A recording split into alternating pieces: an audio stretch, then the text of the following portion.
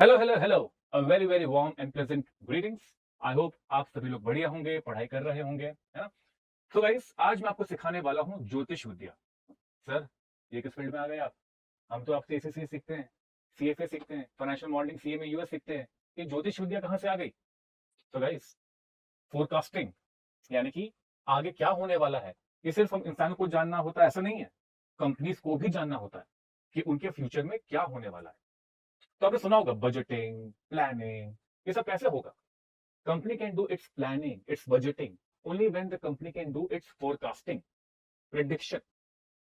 ठीक है, तो आज मैं आपको वही सिखाने वाला हूँ। I will teach you how to do forecasting और I can say prediction for a company. तो ये जो टॉपिक है, it is a common topic for ACCA and CMA US. तो अगर आप एसीसीए के स्टूडेंट हो, ये लेक्चर आपके लिए वैलिड है। अगर आप सीएमए यूएस के स्टूडेंट हो, तो भी ये लेक्चर आपके लिए वैलिड है। So I would like to have a very very sincere attention now. ठीक है, चलो स्टार्ट करते हैं। तो आज हम क्या करेंगे? आज हम करेंगे ज्योतिषी, दैट इज, वन सेकेंड। तो आज हम करेंगे फोरकास्टिंग टेक्निक। और जैसा कि मैंने कहा, ये एक कॉमन टॉपिक है फॉर एसीसीए एंड यूएससीए में। तो अगर आप एसीसीए के स्टूडेंट हो, तो ये टॉपिक आपको मिलेगा आपके नॉलेज लेवल के सब्जेक्ट में, जिसका नाम है एमए मैनेजमेंट अकाउंटिंग। और ये टॉपिक वापस रिपीट होगा आपके स्किल लेवल में, सब्जेक्ट का नाम परफॉर्मेंस मैनेजमेंट पीएम। वहीं अगर आप यूएससीएमए के स्टूडेंट हो, तो ये टॉपिक आपका आएगा पार्ट वन के सेक्शन बी में। और ये रिपीट होगा अगेन पार्ट वन के ही सेक्शन एफ में। तो कहीं ना कहीं ये टॉपिक थोड़ा इंपॉर्टेंट तो है। ठीक है, तो इस लेक्चर में हम बहुत एडवांस पे नहीं जाएंगे, क्योंकि अभी आपके फंडामेंटली थोड़े हिले हुए होंगे। ठीक है, तो आज हम इसका फंडामेंटल समझेंगे, ताकि जब हम आगे जाएंगे तो आपको एडवांस फोरकास्टिंग इजी लगे। ठीक है, चलो स्टार्ट करते हैं। तो गाइस, कोई भी पंडित अगर आपको आपका प्रिडिक्शन करके दे, कैसे देता होगा? वो आपसे पूछता है आपकी कुंडली। कुंडली में क्या है? आपका पैदा हुए, है ना, किस टाइम पर पैदा हुए, कहां पैदा हुए, ये सब डेटा क्या है? ये सब डेटा आपका हिस्टोरिकल डेटा है। करेक्ट। अब यही हिस्टोरिकल डेटा को, आपकी कुंडली को, वो पंडित क्या करेगा? एनालाइज करेगा। एनालाइज मतलब क्या? कौन सा ग्रह कौन से नक्षत्र में, है ना, कौन से स्थान पे है, कौन से प्लेस में, वो सब चीजें करते हैं जो मुझे नहीं पता, बट कर रहे हैं आपको भी पता है। तो ये जानने के बाद कि कौन सा प्लैनेट कौन से प्लेस पे है और आने वाला है, तो उसके हिसाब से बताते हैं कि आपके फ्यूचर में क्या होने वाला है। यानी कि वो आपको देते हैं एक प्रिडिक्शन। ठीक है, अब एक चीज आपको समझनी पड़ेगी, प्रिडिक्शन कभी भी गारंटीड नहीं होती है। ठीक है, बिकॉज ये जो प्रिडिक्शन किए जाते हैं, चाहे वो ज्योतिषी करे चाहे हम करें कंपनी के लिए, ये हम करते हैं depending upon a lot of different factors. तो अगर वो फैक्टर्स मूव होंगे, चेंज होंगे, तो ऑटोमेटिकली उसका इंपैक्ट आपके प्रिडिक्शन पर भी आता है। So prediction is what it is, कि आपके करंट स्टेटस पे, आपका हिस्टोरिकल डेटा पे एक कैलकुलेशन बिठाकर हम एक प्रिडिक्शन करके दे रहे हैं। अगर वो मूव हुआ, तो थोड़ा मोड़ा यहां वहां तो आपका प्रिडिक्शन मूव होगा। ठीक है, but again it is the best educated guess we can say. This prediction will be what, it will be your best educated, क्योंकि आपने इसके ऊपर एक बहुत बढ़िया कैलकुलेशन करके आपने इसको निकाला है। So best educated guess. और इसी के भरोसे जो लोग ज्योतिष विद्या में भरोसा करते हैं, बिलीव करते हैं, और कंपनी भी इसी बेसिस पे अपनी बजटिंग एंड प्लानिंग करती है। ठीक है, I hope I made some sense. तो हम क्या करेंगे? हम भी सेम चीज करेंगे, हम भी लेंगे कंपनी का हिस्टोरिकल डेटा। तो आज के टाइम पे बिकॉज टेक्नोलॉजी इतनी एडवांस हो चुकी है, तो कंपनी अपने सिस्टम में with the help of MIS, ARP, CRM, a lot of different kind of software, company हर एक डेटा, हर एक ट्रांजेक्शन, हर एक एक्टिविटी रिकॉर्ड करती है। और बिकॉज ऑफ दैट कंपनी के पास उसका हिस्टोरिकल डेटा अवेलेबल रहेगा। So it is kind of given to you, रहेगा सिस्टम में, रहेगा डेटा जिसको आपको एक्सट्रैक्ट करना पड़ेगा। अब आएगा असली काम। डेटा तो आ गया, अब इस डेटा के ऊपर आपका काम है ये एनालाइज करना। और हम ये एनालिसिस करेंगे with the help of different kind of methods. जैसे कि आज मैं आपको सिखाने वाला हूं something called high low method. ठीक है, फिर इसका एक एडवांस वर्जन भी होता है which is called linear regression, sorry linear programming, my bad, मैंने वापस गलत ही बोल दिया है। So it is linear regression only, my bad, linear regression. Then we have something called time series analysis, ठीक है, we have something called learning curve, and we have couple of more things. But आज हम करेंगे या हमारा focus रहेगा high low method पे, क्योंकि ये अगर आपको आ गया तो ही आपको लीनियर रिग्रेशन का फंडामेंटल समझ में आएगा, तो ही आपको टाइम सीरीज एनालिसिस समझ में आएगी। तो ये जो आपका हाई लो मेथड है ना, ये एक kind of fundamental basic approach है to do the prediction, but इसी के भरोसे आपके आगे के एडवांस मेथड चलेंगे। तो अगर ये समझ में नहीं आया तो आगे तो दिक्कत होगी बॉस। तो वेरी इंपॉर्टेंट, ठीक है। चलो अब ये करने के लिए, ये प्रेडिक्शन करने के लिए, होल्ड ऑन ना, तो अब ये प्रेडिक्शन करने के लिए या हाई लो मेथड स्टार्ट करने के लिए मुझे कुछ टर्म्स आपको समझाने होंगे, ठीक है। कि आज मैं आपको कॉस्ट को प्रिडिक्ट करना सिखाने वाला हूं। मैं आपको आज कॉस्ट को प्रिडिक्ट फोरकास्ट करना सिखाने वाला हूं। तो कॉस्ट को फोरकास्ट करना है तो कॉस्ट के बारे में थोड़ी जानकारी तो होनी ही चाहिए, है कि नहीं? एम आई राइट और एम आई राइट? तो before we move on, please let's discuss more about a very very basic term which is variable cost and fixed cost. तो maybe you are someone जिसको ये दो terms बहुत अच्छे से आते हो, well and good, not a problem, you can skip this and move forward, ठीक है। बट अगर आपको ये दो टर्म्स अच्छे से नहीं आते या आते ही नहीं, तो बॉस ये जानना बहुत जरूरी है, ठीक है। तो इसको थोड़ा ध्यान देते हैं। तो पहला बाय डेफिनेशन इसको समझते हैं, ठीक है। तो वेरिएबल कॉस्ट, अगर मैं इसको बाय डेफिनेशन आपको समझाने जाऊं, तो it is a cost that varies. Varies का मतलब क्या होता है? इसका मतलब होता है दैट चेंजेस, यानी ये वो कॉस्ट है जो चेंज होता रहेगा। बट कैसे? Why it will change? So variable cost is a cost that varies as per change in units. यानी कि जो आप प्रोडक्शन कर रहे हो, जो वॉल्यूम में आप प्रोडक्शन कर रहे हो, अगर वो वॉल्यूम ऊपर नीचे हो रहा है तो आपका ये कॉस्ट भी ऊपर नीचे होगा। एग्जांपल से करें, एग्जांपल से समझे इसको। चलो इसको जरा हम एग्जांपल के वाया समझने की कोशिश करते हैं, ठीक है। तो मान लेते हैं कि मैं एक कंप्यूटर मैन्युफैक्चरिंग कंपनी का मालिक हूं, डेल, मेरी कंपनी का नाम डेल है, ठीक है। तो मुझे क्या बनाने पड़ेंगे? मुझे बनाने पड़ेंगे लैपटॉप्स, उसको बनाकर मैं बेचूंगा, है ना। अब लैपटॉप बनाने के लिए मुझे बहुत different kind of raw material की रिक्वायरमेंट है, जिसमें से एक रॉ मटेरियल जो मुझे चाहिए वो है ये लेंस फॉर द वेबकैम, है कि नहीं। आज के टाइम में लैपटॉप में वेबकैम होता है, वेबकैम के लिए क्या चाहिए? लेंस चाहिए, करेक्ट। तो मान लेते हैं कि एक सप्लायर है मेरा जिसका नाम है सोनी, SONY। सोनी से मैं ये लेंस परचेज करता हूं एज अ रॉ मटेरियल, ठीक। थोड़ा कैलकुलेशन को इजी करने के लिए लेट्स से दैट कि मुझे एक लेंस खरीदने के लिए 100 रुपए सोनी को पे करने पड़ते हैं। सो आई have to pay Sony 100 rupees for every one lens that I purchase from it, ठीक है। चलो सो लेंस, और I will say cost of one lens, और लेंस पर यूनिट ये कर देते हैं, cost of lens per unit, and my total cost of lens, total cost of lens. Spelling ठीक कर लें। चलो तो मान लेते हैं कि मैं अभी एक भी लैपटॉप प्रोड्यूस नहीं कर रहा हूं, I am not producing even a single lens, sorry even a single laptop, I am not producing even a single laptop. अगर मैं एक भी लैपटॉप प्रोड्यूस नहीं कर रहा हूं तो मैं एक भी लेंस परचेज नहीं करूंगा। क्यों परचेज करूंगा जब मुझे बनाना ही नहीं है? So if I'm not producing a single laptop, it means I will not purchase a single lens, even though the cost of one lens is 100 rupees. अगर ऐसा है तो बताओ मेरा टोटल खर्चा कितना हुआ? मेरा टोटल खर्चा लेंस को परचेज करने के लिए कितना हुआ? आप बोलेंगे सर कुछ भी नहीं। जब आपने लैपटॉप बनाया ही नहीं तो आपने लेंस परचेज ही नहीं किया, जब लेंस परचेज ही नहीं किया तो आपको खर्चा ही नहीं आया। बिल्कुल सही बात। तो मेरा क्या हो जाएगा? टोटल कॉस्ट जीरो, और आई कैन से zero units produced into lens per unit, that is 100 is equal to 0। Simple है ना। चलो अब मैं बोलता हूं कि मैं एक लैपटॉप बनाऊंगा। अब ये एक लैपटॉप बनाने के लिए मुझे एक लेंस की रिक्वायरमेंट पड़ेगी, जिसको मैं खरीदूंगा कितने में, 100 रुपए में। तो अब मेरा टोटल खर्चा लेंस का कितना हो जाएगा, 100, है कि नहीं? क्योंकि मैंने एक लैपटॉप बनाने के लिए एक लेंस सोनी से परचेज किया, जिसके लिए इसको मैंने 100 रुपए दिया।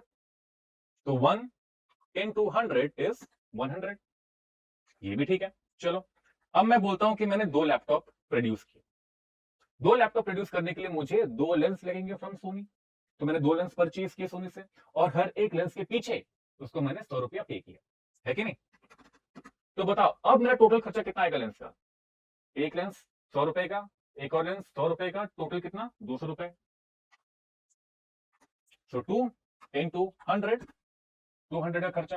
अब आप बताओ, अगर अब मैं 3 लैपटॉप बनाऊं, 4 लैपटॉप बनाऊं, तो मुझे कितने लेंस परचेज करने पड़ेंगे? सर 3 लेंस, 4 लेंस परचेज करने पड़ेंगे। बिल्कुल सही। और पर लेंस का खर्चा कितना? पर लेंस का खर्चा कितना, 100। तो मेरा टोटल खर्चा कितना आएगा? सर क्या बात कर रहे हो, इतना आसान। ये आएगा 300 और 400, 3 into 100 एंड 4 into 100। कमाल हो यार आप लोग, आता है आप लोग को, आप लोग बहुत अच्छे हो। इतने स्मार्ट बच्चे मिले ना मुझे, मैं क्या बताऊं। बट आप ये ऑब्जर्व करो कि क्या हुआ है। जैसे जैसे मेरा लेंस बढ़ता गया, और आई से माय नंबर ऑफ यूनिट्स, जैसे जैसे मेरे नंबर ऑफ यूनिट्स बढ़ते गए, वैसे वैसे मेरा टोटल कॉस्ट ऑफ लेंस भी बढ़ता गया। Can you observe this? From 0 to 4 was the increment in your number of units, and from 0 to 400 is the increment in your total cost of lens. तो क्या आपका total cost of lens is changing, and is changing because of change in units, है ना? The total cost is changing from 0 to 400 because your number of units are changing from 0 to 4. It is also true vice versa. अगर आपका number of units 4 से गिरते हुए 0 पर आ जाए, तो आपका टोटल कॉस्ट ऑफ लेंस भी 400 से गिरते हुए 0 पे चला जाएगा। इसका मतलब क्या हुआ? इसका मतलब ये हुआ कि आपके टोटल कॉस्ट में और आपके नंबर ऑफ यूनिट्स में डायरेक्ट कोरिलेशन है। मतलब क्या? कि जब आपका नंबर ऑफ यूनिट्स बढ़ता है तो आपका टोटल कॉस्ट भी बढ़ता है। जब आपका नंबर ऑफ यूनिट्स गिरता है तो आपका टोटल कॉस्ट भी गिरता है। तो they are moving in the same direction. ठीक है? अब यहां पर आपको 2 चीज मालूम पड़नी चाहिए, आपको ऑब्जर्व करना चाहिए। वो ये है कि आपका जो टोटल कॉस्ट ऑफ लेंस है, ये है आपका टोटल वेरिएबल कॉस्ट।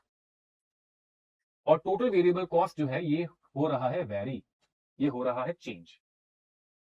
वहीं पर आपका जो लेंस पर यूनिट है, यहां पे मैं लिख देता हूं, the total cost of lens is total variable cost, and lens per unit is your variable cost per unit. Variable cost per unit, every single unit का वेरिएबल कॉस्ट, है ना? तो variable cost per unit, that is constant, it is not changing. See, total cost of lens 0, 100, 200, 300, 400 change हो रहा है। जैसे जैसे आपका नंबर ऑफ यूनिट्स बढ़ रहा है, ये चेंज होता रहा। बट आपका टोटल कॉस्ट, सॉरी, आपका लेंस पर यूनिट, ये हमेशा 100 रहा।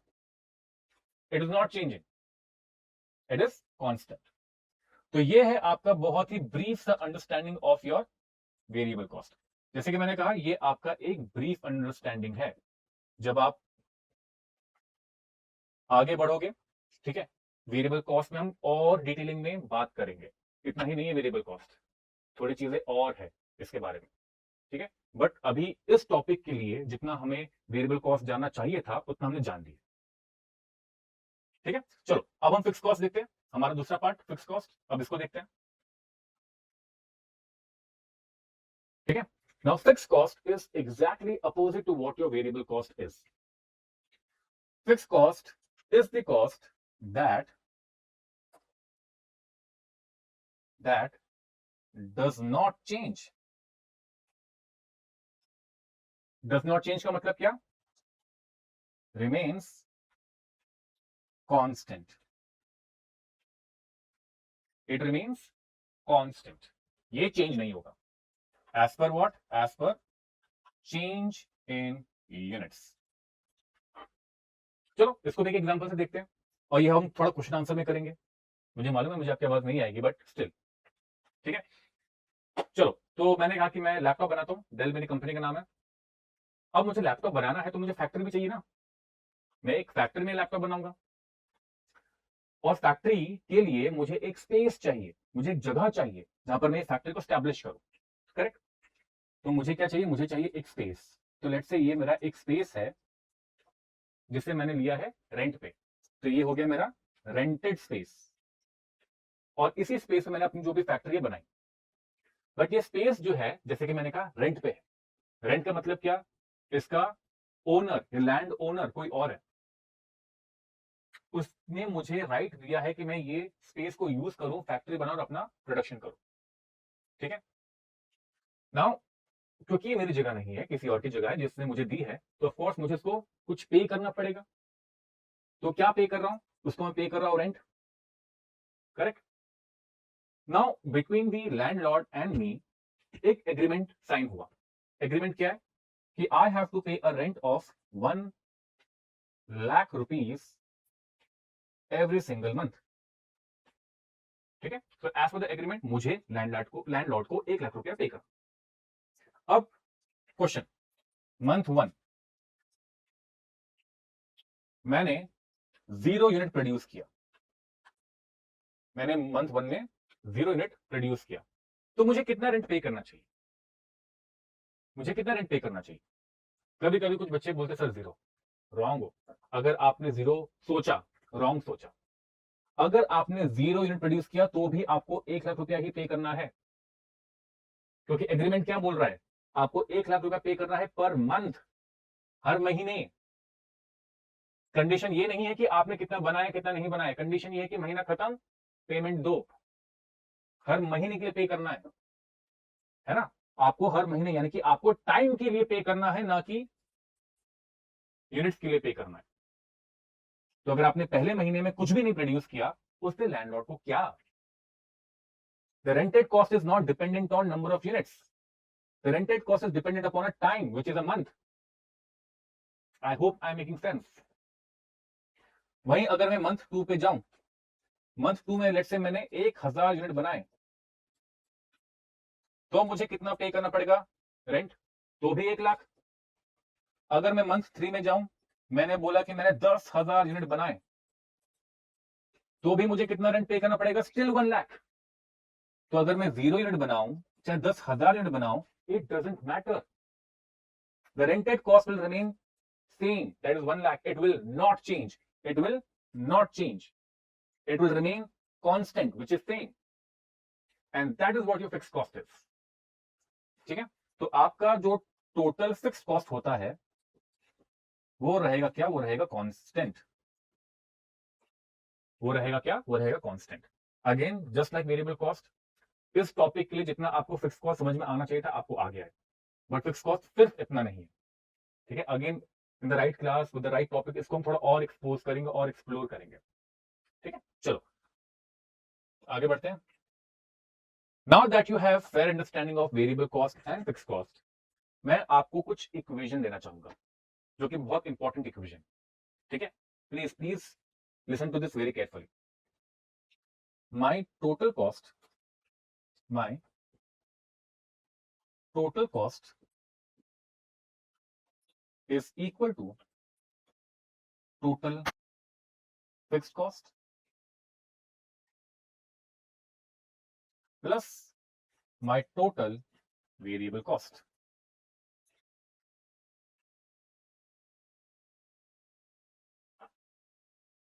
And that is my equation 1.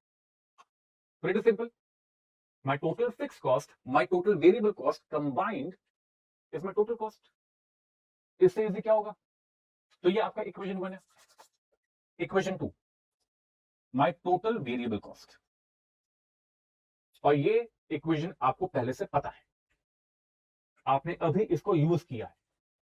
My total variable cost is equal to variable cost per unit into number of units.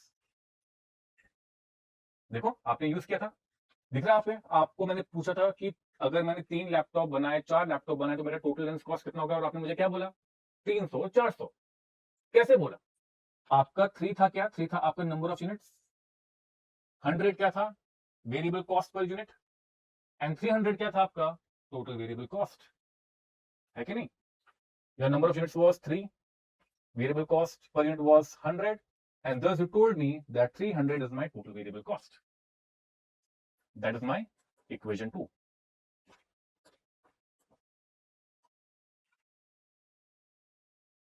ठीक है, अब मैं क्या करूंगा, इक्वेशन 2 को इक्वेशन 1 के अंदर डालूंगा। दिख रहा है इक्वेशन 1 के अंदर टोटल वेरिएबल कॉस्ट, ये टोटल वेरिएबल कॉस्ट दिख रहा है यहां पर, है ना। ये टोटल वेरिएबल कॉस्ट के जगह मैं इक्वेशन 2 का फॉर्मूला डाल दूंगा और मैं बनाऊंगा आपके लिए equation number 3, and that is my total cost will be equal to total fixed cost plus, अभी टोटल वेरिएबल कॉस्ट की जगह मैं वेरिएबल कॉस्ट का फॉर्मूला डाल दूंगा, that is variable cost per unit into number of units, और ये बन गया मेरा इक्वेशन नंबर 3।